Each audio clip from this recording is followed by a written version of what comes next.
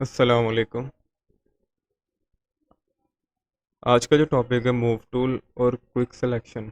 ये दो टूल्स हैं फोटोशॉप के अंदर। अब इनका क्या काम है, ये कहाँ यूज़ होते हैं, इंशाल्लाह आज हम सीखेंगे। इनको सीखने के लिए एक प्रोजेक्ट मैं बना लेता हूँ और एक इमेज इंपोर्ट कर लेता हूँ जिसके ऊपर हम उन टूल की हेल्प से काम कर सकें और ताकि आप लोगों को समझ आ सके कि इन टूल से होता क्या है। ये इमेज ले लेते हैं। मैं से कोई भी यूज़ कर सकता हूँ लेकिन ये तरह आसान है समझाना, इसके ऊपर तो ये यूज़ करता हूँ मैं।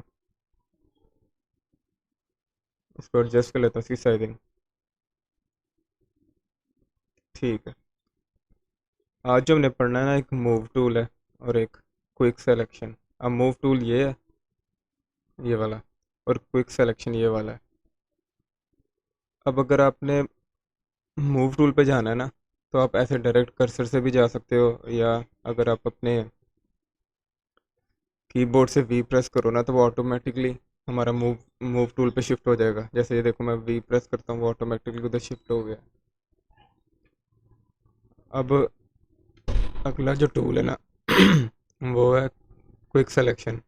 अब इसका जो शॉर्टकट है ना वो डब्ल्यू है। अब मैं डब्ल्यू को प्रेस करता हूँ तो वो डब्ल्यू पे शिफ्ट हो गया। एक मूव टूल और एक क्विक सिलेक्शन।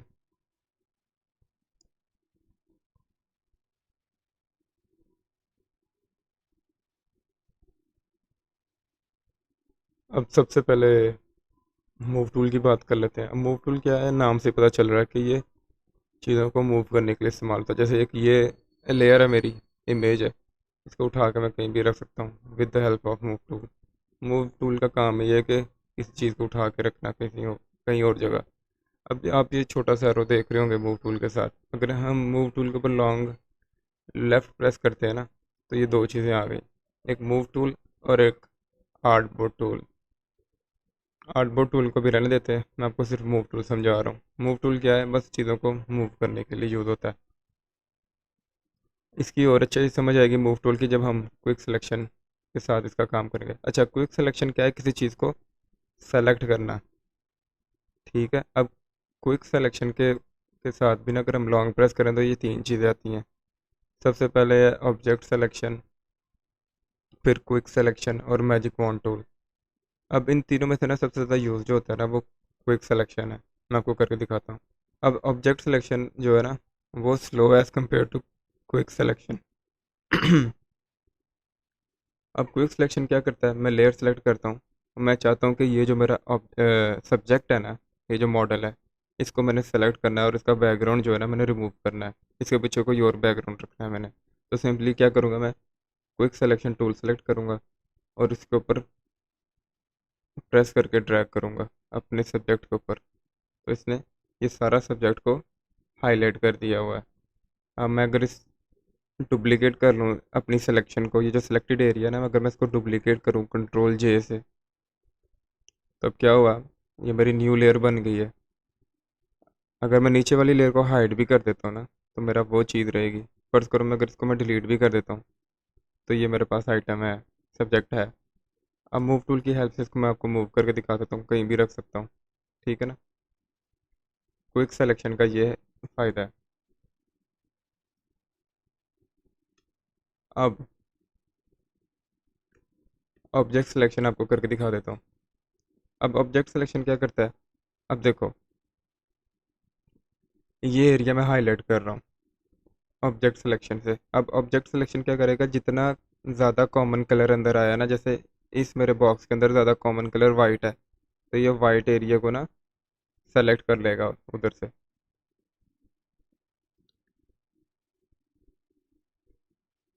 ये क्विक सिलेक्शन, ये थोड़ी लोडिंग ले रहा है। इस ये जो ऑब्जेक्ट सिलेक्शन है ये कुछ ये स्लो भी है as compare to quick selection. Object selection ज़्यादा स्लो है और ये इतना काम भी नहीं आता। देखा ना। अब इसका कोई फ़ायदा नहीं है, मैंने कुछ नहीं करना इसके साथ। हाँ, इसका फ़ायदा तब है मुझे जब मैंने बस इसकी ये जो आइज़ है ना इसको सेलेक्ट करना है, लेकिन वो भी हम जो है ना क्विक सिलेक्शन टूल से ही कर लेते हैं। ठीक है ना। ये देखो इस तरह ऑब्जेक्ट सिलेक्शन टूल इतना यूज़ नहीं होता। क्विक सिलेक्शन टूल ज़्यादा यूज़ होता है, और इसी तरह मैजिक फॉन्ट टूल ये भी यूज़ नहीं होता बिल्कुल भी। क्विक सिलेक्शन टूल ना इस काम के लिए बेस्ट है। अच्छा, इसका मैं एक और आपको हल दिखाता हूँ, सॉरी, यूज़ दिखाता हूँ। अब मैं चाहता हूँ कि मेरा जो ये करेक्टर है ना, इस सारे को मैंने ब्लैक करना है। यानी कि जितना जितना एरिया इस सब्जेक्ट ने हमारा कवर किया हुआ है ना, उसको मैंने ब्लैक करना है, इस सारे एरिया को। तो एक तो तरीका ये है, जो बहुत मुश्किल है, कि मैं इसको आराम आराम से ऐसे कवर करता जाऊँ, जो बहुत टाइम टेकिंग है और इनएक्यूरेट है। अब ये काम जो है ना, क्विक सिलेक्शन से 2 मिनट का भी नहीं है। देखो, मैंने इस सारे को सिलेक्ट किया, इस सारे को। अब मेरा जो कैनवस है ना, उसके अंदर ये जो हाईलाइटेड एरिया है, बस इधर मैं वर्किंग कर सकता हूँ। ये जो बाहर है ना, इधर मैं वर्किंग नहीं कर सकता, क्योंकि हाईलाइटेड एरिया ये है। मैं आपको करके दिखाता हूँ मैं क्या कह रहा हूँ। अगर मैं यहाँ कलर करना चाहूँ ना, तो मैं नहीं कर पा रहा, क्योंकि कैनवस के अंदर ये एरिया हाईलाइटेड है, बस ये एरिया वर्किंग है। वो जो बाहर वाला एरिया, ये वर्किंग नहीं है। अब जैसे कि मैं इसके ऊपर कलर करूँ तो यहाँ हो रहा है, क्योंकि ये एरिया जो है मेरा वर्किंग एरिया है। ठीक है। सब इसके ऊपर मैंने सारा ब्लैक भी कर लिया जो मुझे चाहिए था। एक और, अगर मैं चाहता हूँ, मैंने सब्जेक्ट सेलेक्ट कर लिया और मैं चाहता हूँ सब्जेक्ट का बाहर वाला जो एरिया है ना, उधर काम हो, तो मैं क्या करूँगा, सिंपली ये ये टूल मैंने सेलेक्ट किया, क्विक सिलेक्शन, इधर आके राइट क्लिक किया और सेलेक्ट इनवर्स। सही है ना, कि यानी कि उसका उल्ट। अब देखो, ये बार वाला एरिया सेलेक्ट हो गया। अब मैं दोबारा ये लेता हूँ, इधर कलर करना चाहूँ तो नहीं कर पा रहा, इधर करूँगा तो हो जाएगा। Simple is that.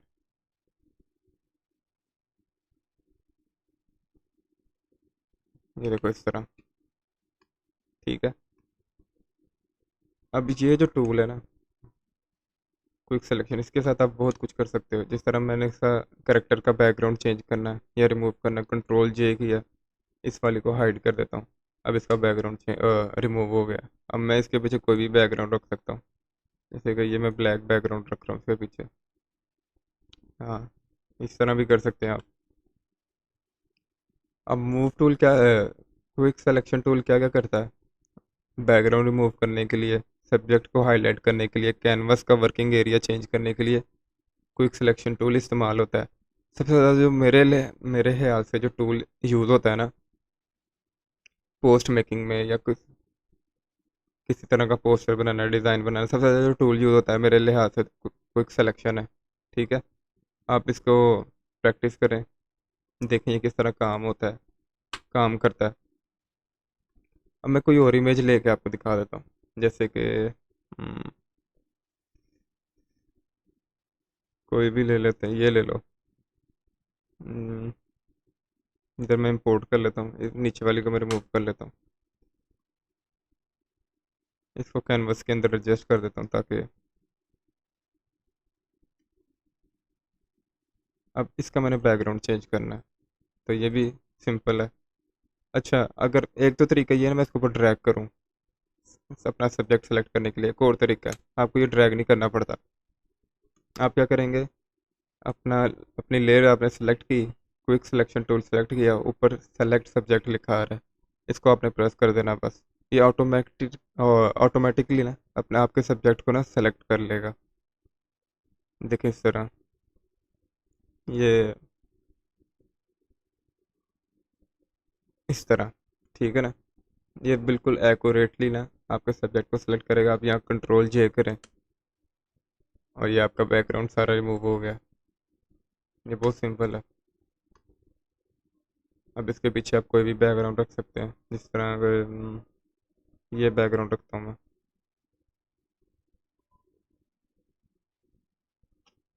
अब ये ऊपर आ रहा है क्यों, क्योंकि मेरी लेयर हमारे सब्जेक्ट के ऊपर है, ये वाली बैकग्राउंड की। इसको मैं अगर तो नीचे लाऊंगा तो नीचे आ जाएगा। ठीक है।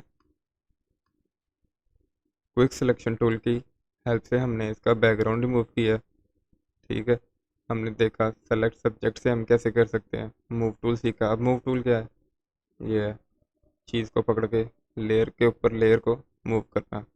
जैसे कि अब देखो, ये वाली लेयर है ना, मैं इसको मॉडल नेम दे देता हूँ। ये मॉडल लेयर अलग है, और ये बैकग्राउंड इसको रख देता हूँ, और ये बैकग्राउंड लेयर अलग है। इस नीचे वाली को मैं रिमूव कर देता हूँ।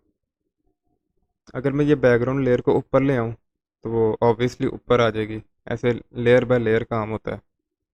वो वाली लेयर ऊपर आ गई तो नीचे वाली लेयर हाइड हो गई। अब इसको मैं नीचे लाऊं तो नीचे वाली लेयर का ऑब्वियसली, क्योंकि बैकग्राउंड नहीं है, हमने क्विक सिलेक्शन टूल से इसका रिमूव किया था, तो इसलिए ये ऐसे शो हो रही है। ठीक है। अब इसका आप पोस्टर भी बना सकते हैं अपनी क्रिएटिविटी के लिहाज से, जिस तरह आपको अच्छा लगे। ठीक है। अब मैं आपको दिखा देता हूँ, कोई पोस्टर्स बने हुए हैं जो इस टूल की हेल्प से बने हैं।